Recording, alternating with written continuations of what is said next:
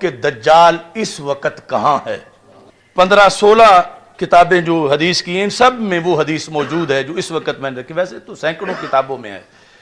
یہ صحیح مسلم شریف کے اندر کتاب الفتن و اشراط الساعہ باب قصۃ الجساسہ، ہمارے آقا صلی اللہ علیہ وسلم نے ایک دن صحابہ کو اکٹھا کیا، فرمایا حل تدرون لما جمعتکم، صحابہ تمہیں پتہ ہے کہ میں نے آج تمہیں کیوں جمع کیا؟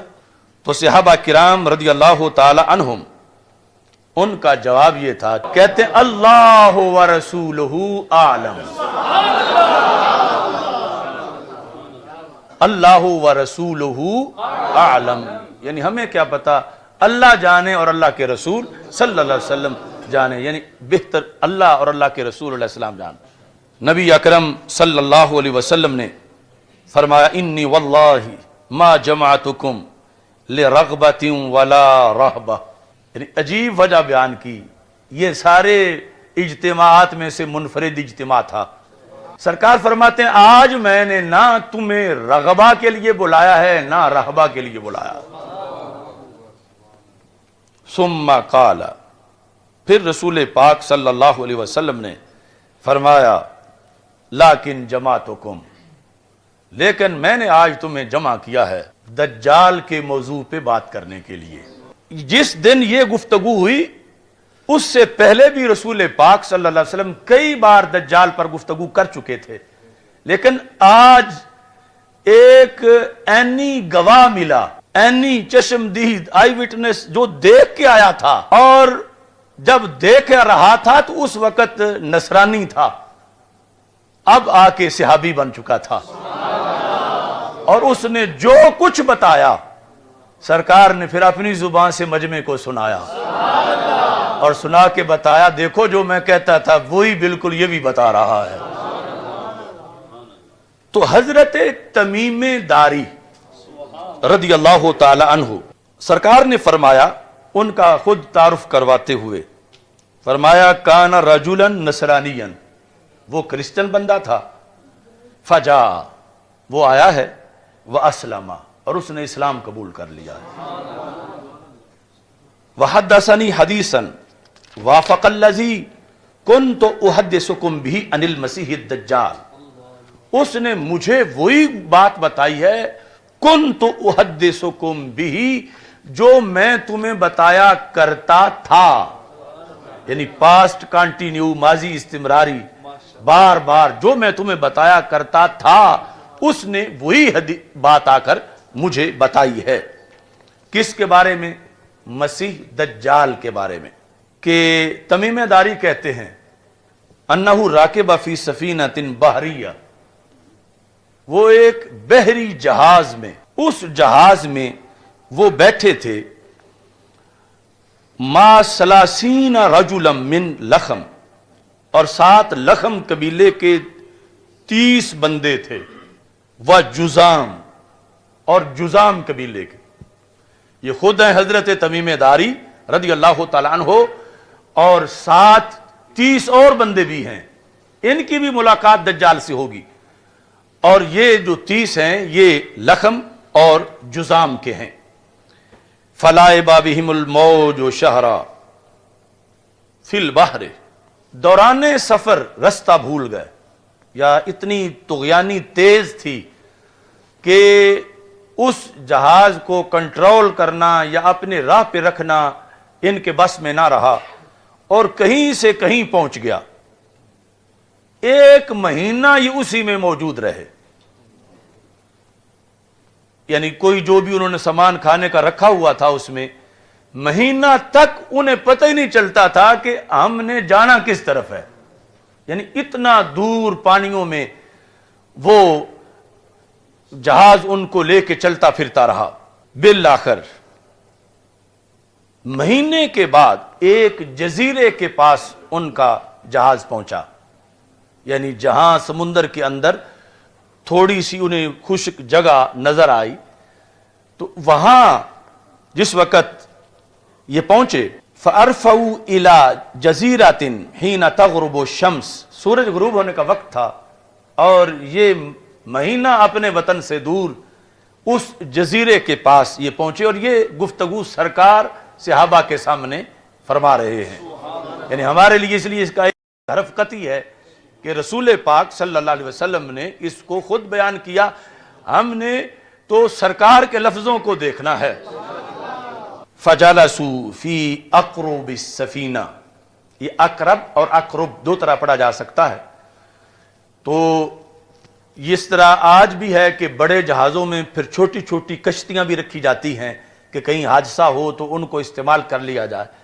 تو جزیرے کے قریب جا کر، یعنی آگے جب جہاز کا مزید قریب ہونا،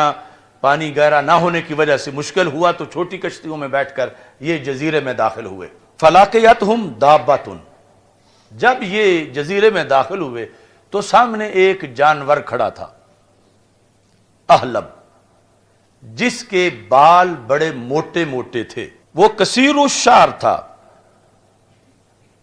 لا یدرون ما قبلہ من دبرہ، یعنی اتنے زیادہ بال تھے کہ یہ پہچاننا مشکل تھا کہ اس کا اگلا پاسا کون سا ہے اور پچھلا کون سا ہے، منہ کدھر ہے، اس کی پشت کدھر ہے. یعنی اتنے اس جانور پر بال تھے، لیکن بولی انسانی بولتا تھا. اور اس کا باقاعدہ قرآن میں ہے، اس کو دابۃ الارض کہتے ہیں، اس کا قرآن میں ذکر ہے. تو یہ دابۃ الارض وہاں موجود تھا. صحابہ کرام رضی اللہ تعالی عنہم نے جب اس کو دیکھا کہ یہ عجیب چیز ہے، اس جیسا آگے کبھی جانور دیکھا نہیں، قالوا ویلک ما انت، انہوں نے کہا تو تباہ ہو جائے، تو ہے کیا؟ ما انت قالت انا الجساسہ، اس نے کہا میں جساسہ ہوں، میرا نام جساسہ ہے. جساسہ جاسوس، یعنی میں دجال کی خبر دینے والی ہوں، میں جساسہ ہوں. یہاں پھر یعنی دو طرح کی حدیثیں ہیں کہ دوسری حدیث میں ہے کہ جب صحابہ نکلے تو آگے ایک عورت کھڑی تھی جزیرے میں، اور اس میں ہے کہ یہ دعوت الارض تھا. تو تطبیق جو ہے وہ یہ کی کہ یعنی وہ دجال کے دو ذرائع تھے، ایک وہ عورت وہ علیحدہ ہے اور یہ دعوت الارض علیحدہ ہے. اب یہ کوئی قصہ کہانی نہیں، یہ زبان رسالت سے بیان ہونے والا ہے. تو رسول اکرم صلی اللہ علیہ وسلم ارشاد فرماتے ہیں، ان سے گفتگو میں کہا انطلقوا الی ھذا الرجل فی الدیر، کہ یہ جو جزیرہ ہے اس کے اندر ایک گرجا ہے، اس گرجے میں ایک انسان ہے اور وہ تمہارا انتظار کر رہا ہے. انطلقوا، تم اس کی طرف چلو، اس گرجے کے اندر ایک انسان ہے. اور ساتھ یہ کہا فَإِنَّهُ إِلَىٰ خَبْرِكُمْ بِالْأَشْوَاقِ، اسے بڑا شوق ہے کہ تو اس سے بات کرے. یہ پھر یعنی چونکہ اس کے ریلیشن تھے اس کے ساتھ، دعوت الارض تھا، کہ اسے یعنی یہاں بڑی دیر ہو گئی ہے اور اسے کچھ خبریں چاہیے ایک علاقے کی، اور وہ مجھے کہتا رہتا ہے کہ کوئی بندے آئیں کہیں سے تو مجھے ملاؤ. اسے بڑا شوق ہے کہ وہ کوئی انسانوں سے ملاقات کرے. تو تم آ گئے ہو، تم اس کے پاس یہاں گرجے کے اندر داخل ہو جاؤ. صحابی حضرت تمیم داری کہتے ہیں رضی اللہ تعالیٰ عنہ، لما سمت لنا رجلا فرقنا منہا، جب اس نے یعنی ایک تو ویسی وہ ڈرونی سی چیز تھی اور بولی انسانی تھی، اور جب اس نے آگے یہ کہا کہ گرجے میں ایک بیٹھا ہوا ہے اور وہ تمہیں ملنا چاہتا ہے، تو ہمیں اس سے ڈر آیا. یہ جو خبر دینے والا جانور تھا، کہتے ہیں فرقنا منہا، ہم اس سے ڈر گئے، ان تکون شیطانہ، کہ کہیں یہ جن نہ ہو. شیطانہ کا اطلاق مؤنث جن پر، کہ یہ جو جانور ہمیں نظر آ رہا ہے یہ کوئی جن ہے، یعنی اس طرح کی عجیب و غریب یہ باتیں کر رہا ہے کہ انہیں ہمارا شوق ہے اس کو اور ادھر جا کے ملو. فانطلقنا سراعا، تو ہم نے یعنی جلدی جلدی اسے چھوڑا کہ یہ پتہ نہیں کیا مصیبت ہے، ہم ادھر جاتے ہیں جہاں کوئی انسان ہے اندر گرجے میں. حتی دخلنا الدیر، یہاں تک کہ ہم اس گرجے میں داخل ہو گئے. فَإِذًا فِيهِ أَعْظَمُ إِنسان رَأَيْنَاهُ، ہم نے آج تک اتنے بڑے جثے والا انسان نہیں دیکھا تھا جتنا اس جزیرے کے اس گرجے کے اندر تھا، جس جزیرے میں ہم مہینہ سفر کرنے کے بعد پہنچے تھے اور ہمیں پتہ نہیں تھا کہ محل وقوع کیا ہے۔ اتنا بڑا اس کا جثہ تھا، اور پھر یہ ذہن میں رکھو کہ یہ سب کچھ سرکار صلی اللہ علیہ وسلم صحابہ کے سامنے بیان کر رہے ہیں۔ اس کا جسم مضبوط بھی بڑا تھا، اس حالت میں تھا، یعنی آزاد نہیں تھا، وہاں پر جکڑا ہوا تھا۔ مجموعتن یادہ الی عنقہ، اس کے یہ جو ہاتھ ہے گردن پر پیچھے باندھے ہوئے تھے۔ ما بین رکبتیہ الی کعبیہ بالحدید، اس کے گھٹنوں سے لے کر ٹخنوں تک ساری اس کی جو پنڈلیاں تھیں وہ بیڑیوں سے بھری ہوئی تھیں، یعنی صرف ایک بیڑی سے نہیں ڈالی گئی تھی، بہت طاقتور تھا، اور اس کو گھٹنوں سے لے کر ٹخنوں تک لوہے کی زنجیروں میں جکڑا ہوا تھا، اور اس کے ہاتھ جو ہیں وہ بھی گردن پر باندھے ہوئے تھے۔ فقال اخبرونی عن نخل بیسان، پھر ان سے گفتگو جب شروع ہوئی تو یہ پھر جا کے انہوں نے کہا تو کیا بڑا ہے، تو اپنا کوئی تعارف کروا۔ تو اس نے یہ کہا مجھے چھوڑو، مجھے کچھ سوالوں کے جواب دو۔ اس نے پھر 4 سوال کیے، حضرت تمیم داری رضی اللہ تعالیٰ عنہ نے وہ چاروں سوال رسول پاک صلی اللہ علیہ وسلم کے سامنے بیان کیے۔ اس طرح ذکر ہے، کہتے ہیں قلنا ویلک ما انت، ہم نے اسے کہا تو تباہ ہو جائے، تو کون ہے، یعنی جیسے پہلے وہ دابا کو کہا تھا۔ ویلک ما انت قال قد قدرتم علی خبری، اس نے کہا یہاں تو کوئی آ ہی نہیں سکتا، آ گئے ہو تو میری بات کا جواب دو، مجھ سے نہ پوچھو۔ قد قدرتم علی خبری یعنی مجھ سے مل لینا یہ کوئی آسان بات نہیں ہے۔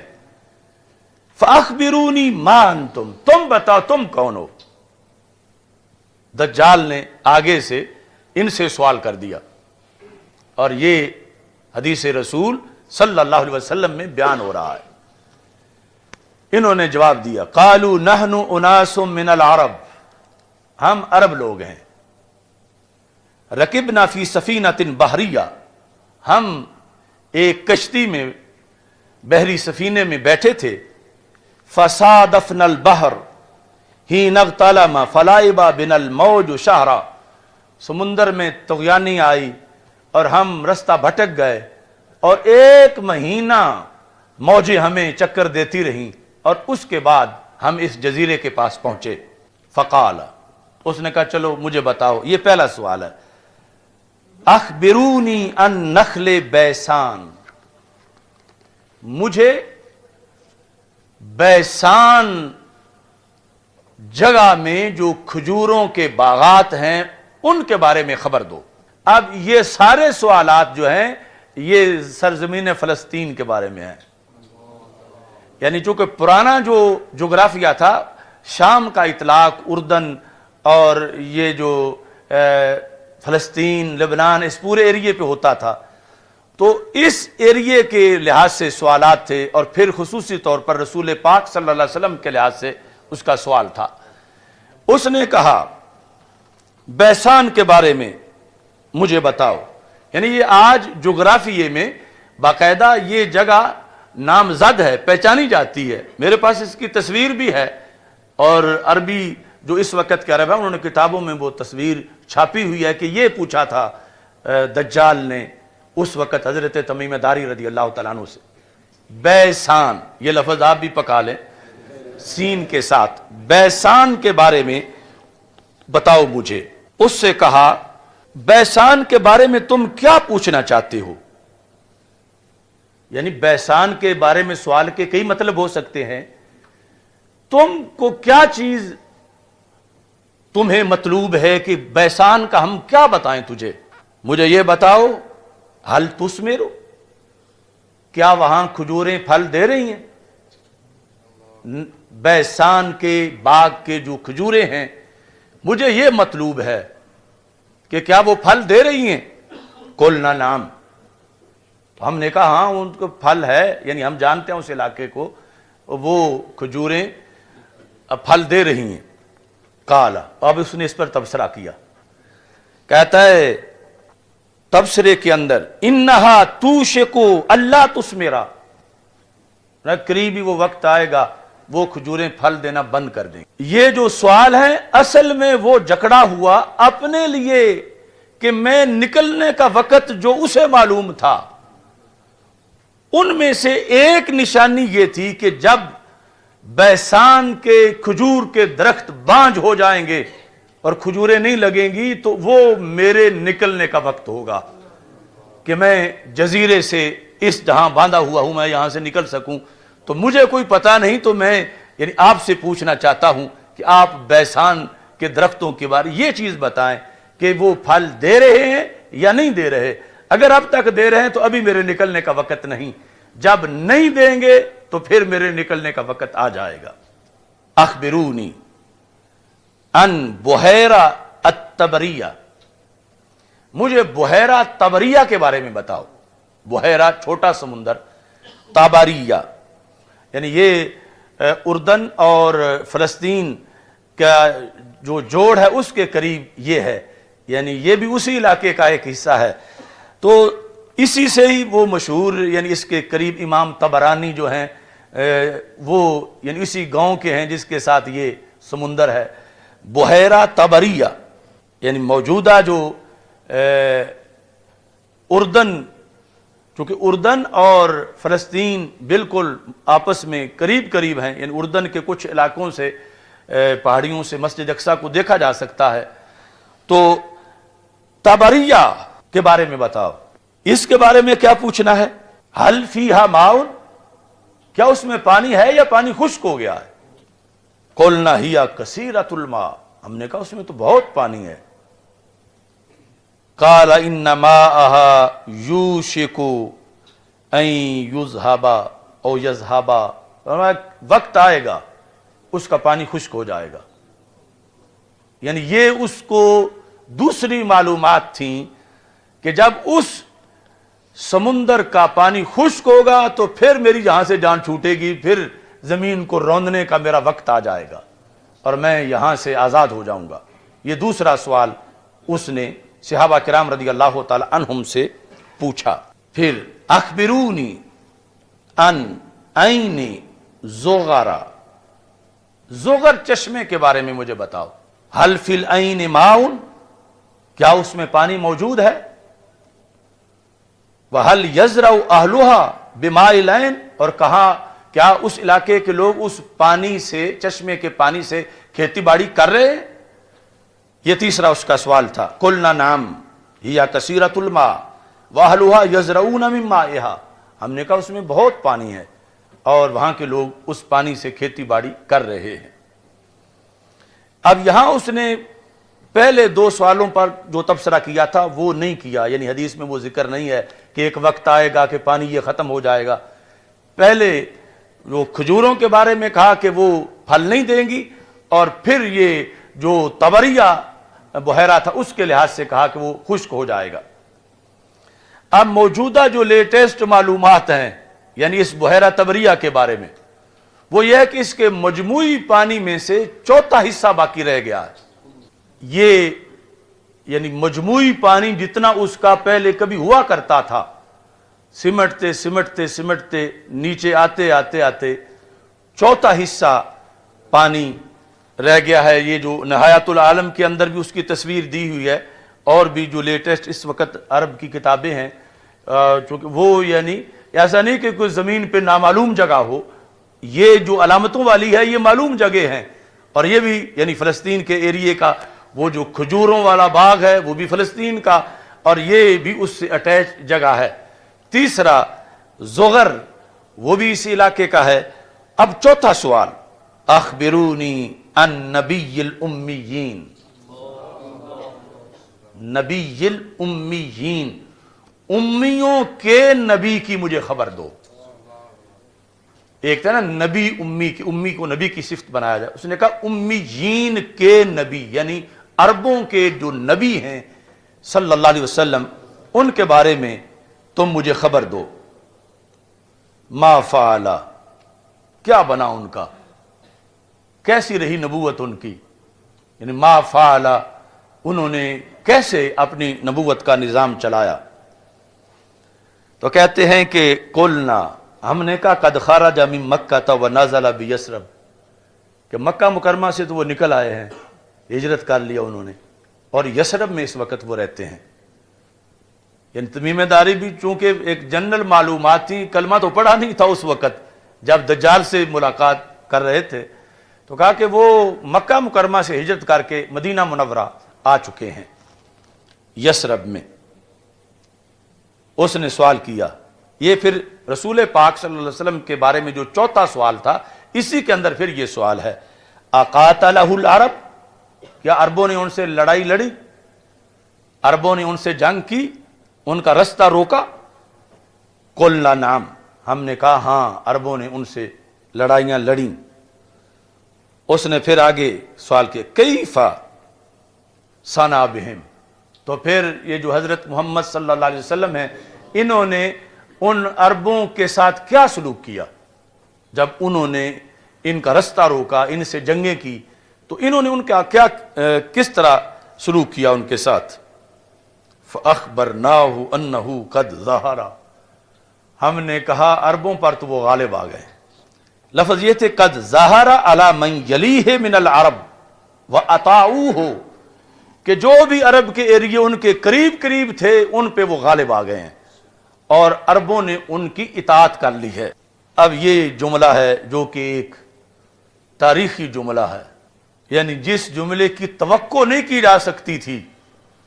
دجال سے، مگر آمنہ کے لال صلی اللہ علیہ وسلم کی شان رب اس کی زبان سے بھی بیان کروا رہا۔ جس طرح وہ شیطان نے بھی آیت الکرسی کا درس دے دیا تھا، تو سرکار نے فرمایا ان الکذوب قد یصدق، بڑا جھوٹا بھی کبھی سچ بول جاتا ہے۔ دجال تھا مگر پھر بھی یہ جملہ بول گیا جب پتہ چلا کہ عربوں سے جنگیں ہوئی ہیں، عربوں پہ وہ غالب آ گئے ہیں، عربوں نے ان کی اطاعت کر لی ہے، تو کہتا اما ان ذالک خیر لہم، یہی عربوں کے لیے بہتر تھا۔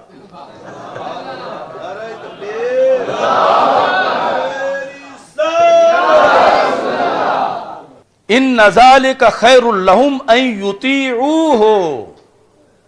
کہتا ہے ورنہ ان سب کا بھٹتا ہو جانا تھا اگر اطاعت نہ کرتے، تو یہ ان کے لیے بہتر تھا کہ انہوں نے اطاعت کر لی ہے۔ اور ویسے بھی یعنی جو ویسے کامیابی ہے آخرت کے لحاظ سے وہ بھی یحتمل انہ من باب الصرف صرفہ اللہ تعالی عن الطعن فیہ والتکبر علیہ کالمغلوب علیہ والماخوذ علیہ فلا یستطیع ان یتکلم بغیرہ تائیدا لنبیہ صلی اللہ علیہ وسلم۔ فرمایا یہ رب کا تصرف تھا کہ اتنا بڑا متکبر کہ جو کہ کہے گا میں اللہ ہوں، میں رب ہوں، رب نے اس کو بھی سرکار کے سامنے جھکا دیا کہ اس جزیرے کے اندر بھی جہاں بظاہر سرکار کا کوئی غلام نہیں ہے کہ وہ سرکار کی توہین نہ کر سکے اور سرکار پر تنقید نہ کر سکے، یہ رب نے اس کا دل پھیر دیا کہ اگرچہ وہ جو بھی تھا لیکن اس جگہ اس نے یہی کہا کہ عرب اچھے رہے ہیں جو انہوں نے رسول پاک صلی اللہ علیہ وسلم کی اطاعت کر لی ہے۔ اب اس نے کہا چلو میں اپنا بھی بتا دیتا ہوں، وَإِنِّي مُخْبِرَكُمْ أَنِّي، میں تمہیں اپنا بتاؤں میں کون ہوں؟ کہتا انی انا المسیح،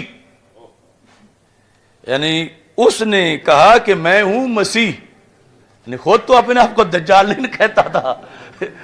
یعنی اس نے صرف مسیح کا لفظ بولا اپنے بارے میں، انی انا المسیح، یعنی مسیح دجال، میں وہ دجال ہوں، مسیح دجال، وَإِنِّي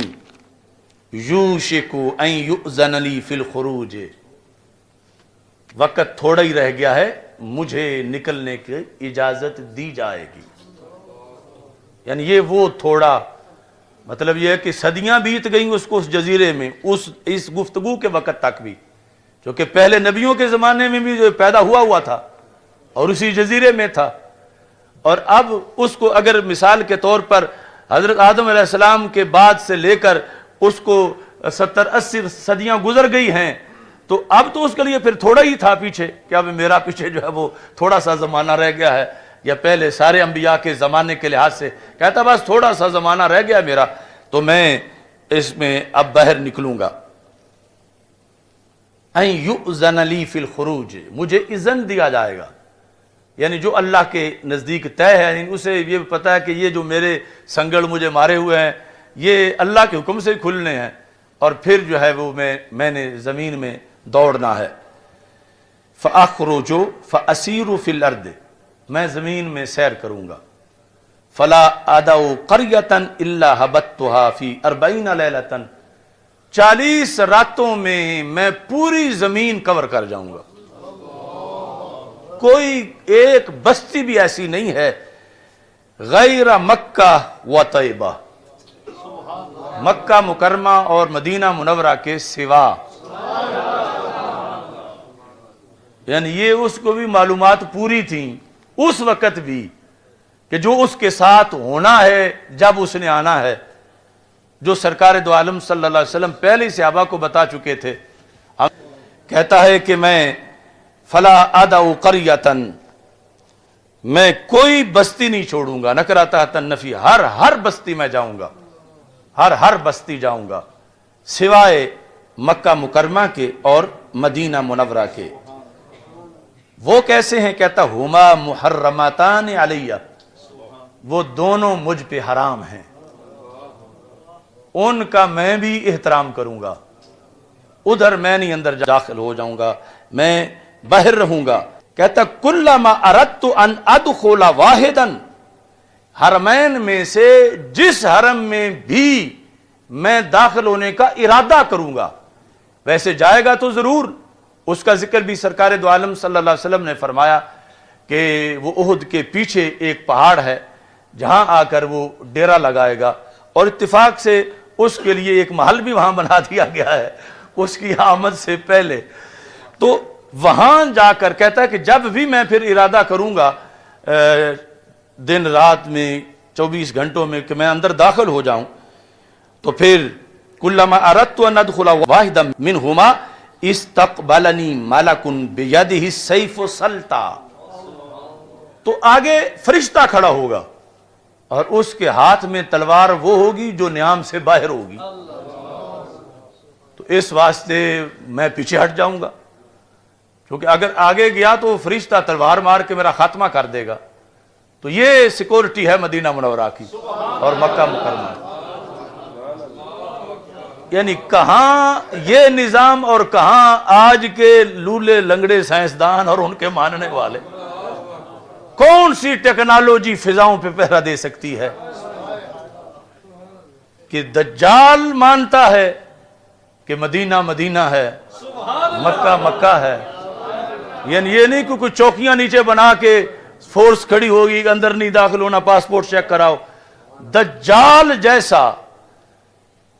جو اتنا بڑا شیطان، اتنا بڑا مکار اور خود اپنے آپ دجال،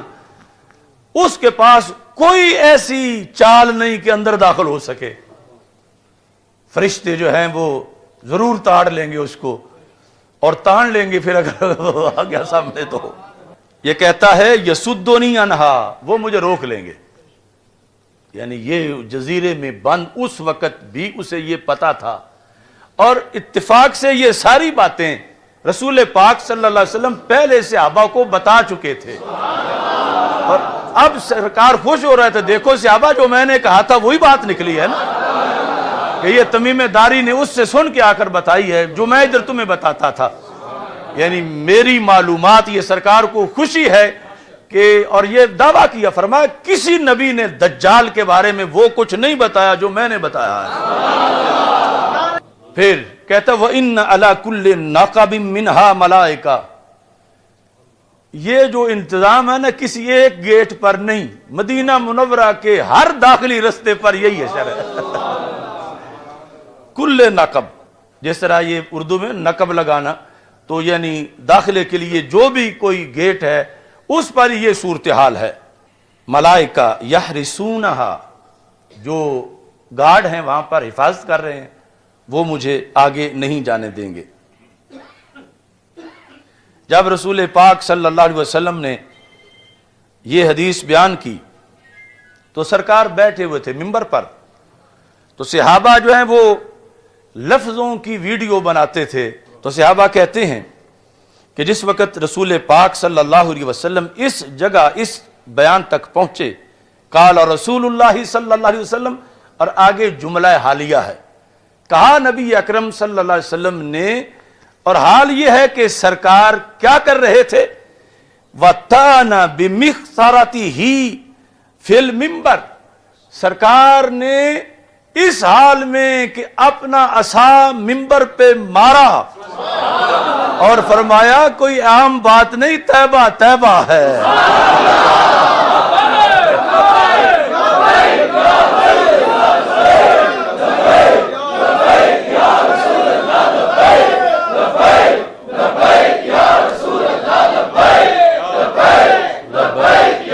یعنی یہ ہے صحابہ کی پوری یعنی ڈیوٹی اور ان کا کمال۔ ویسے تو صرف لفظ ہی بتا دیتے کہ سرکار نے پھر فرمایا کہ طیبہ طیبہ ہے، لیکن کہتے ہیں کہ سرکار نے اپنا عصا منبر پہ مار کے فرمایا ہاذہ طیبہ ہاذہ طیبہ ہاذہ طیبہ، یعنی 3 بار رسول پاک صلی اللہ علیہ وسلم نے فرمایا یہ میرا دار الہجرت، یہ طیبہ ہے، دجال کیسے داخل ہو سکے۔ یعنی یہ رسول پاک صلی اللہ علیہ وسلم نے منبر پہ اپنا عصا مار کے، مخصرہ یہ عصا ہے منبر پہ، یعنی اس سے بھی پتا چلا کہ عصا ہاتھ میں ہونا اور پھر تقریر میں مار بھی لینا اس کو منبر پہ، یا پھر مکہ ہی مار لینا اس طرح، یعنی یہ اسی کا بعض نے یعنی مکہ کے ساتھ بھی ترجمہ کیا، لیکن جو زیادہ شارحین ہیں انہوں نے عصا کے ساتھ کیا کہ رسول پاک صلی اللہ علیہ وسلم نے منبر کی جانب میں اس طرح مارا، اور مار کے سرکار نے فرمایا ہاذہ طیبہ ہاذہ طیبہ ہاذہ طیبہ، یعنی تاکید کے لیے 3 بار رسول پاک صلی اللہ علیہ وسلم نے یہ ارشاد فرمایا۔ اب جس وقت یہاں پہنچے فقالا، تو رسول پاک صلی اللہ علیہ وسلم نے فرمایا الا هل كنت حدثتكم، بتاؤ یہی میں بیان کرتا تھا نا تمہارے سامنے، الا هل كنت حدثتكم، كنت حدثت ماضی استمراری، یہی میں کہا کرتا تھا نا تمہیں، یہی میں حدیث بیان کرتا تھا۔ فقال الناس نعم، تو سب نے کہا ہاں بالکل یا رسول اللہ صلی اللہ علیہ وسلم۔ تو رسول اکرم صلی اللہ علیہ وسلم نے فرمایا انہو فی بحر الشام او بحر الیمن لا بل من قبل المشرق، فرمایا وہ جزیرہ وہ بحر شام میں ہے، یعنی بڑا عجیب انداز ہے، یعنی بیان کرتے کرتے سرکار پھر حکمت کے تحت مبہم کر گئے۔ کس طرح؟ فرمایا وہ بحر شام میں ہے یا بحر یمن میں ہے۔ یہاں پہنچ کر رسول اکرم فرماتے ہیں نہیں بلکہ وہ مشرق کی طرف ہے۔